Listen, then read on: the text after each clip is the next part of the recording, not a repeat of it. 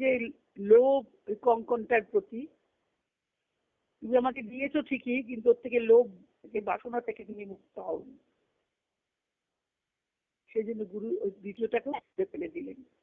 তার কাছে তুল্য মূল্য দুটোই, জড়োয়ার কোনো দাম নেই। দামটা হচ্ছে তার শিষ্যের চিত্তের। সে শাস্ত্রবাক্য উপদেশ, গুরুর উপদেশ শুনছে না, তার মন ওই বালার প্রতিই ছিল।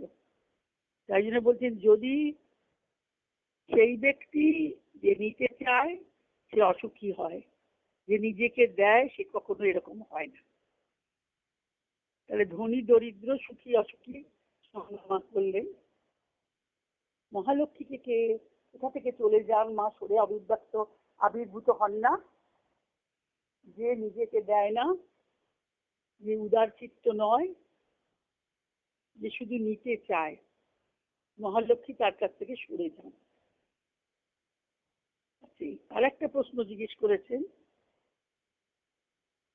মাকে জিজ্ঞেস করছে এইটির অর্থ কি।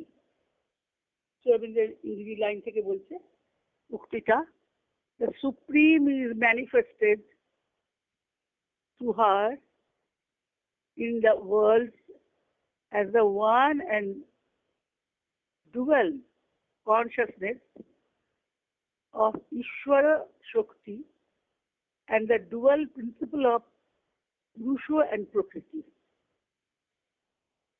সাংখ্যের পুরুষ প্রকৃতি তত্ত্ব আছে, বেদান্তে ঈশ্বর শক্তি তত্ত্ব আছে। The supreme is manifested,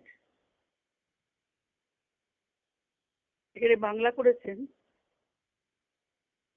সুপ্রিমের Bangla করেছেন পুরুষোত্তম। পুরুষোত্তম তাকেই আশ্রয় করে ঈশ্বর শক্তি এই দ্বৈতাদ্বৈত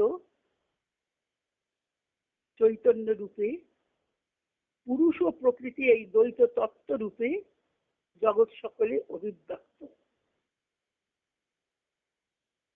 এক পুরুষোত্তমই মাকে আশ্রয় করে ঈশ্বর ও শক্তি এই দ্বৈতাদ্বৈত চৈতন্য রূপে প্রকাশিত, আবার পুরুষ ও প্রকৃতি এই দ্বৈত তত্ত্ব রূপে জগতে প্রকাশিত, অভিব্যক্ত। মাকে প্রশ্ন করা হচ্ছে, মা এর অর্থ কি?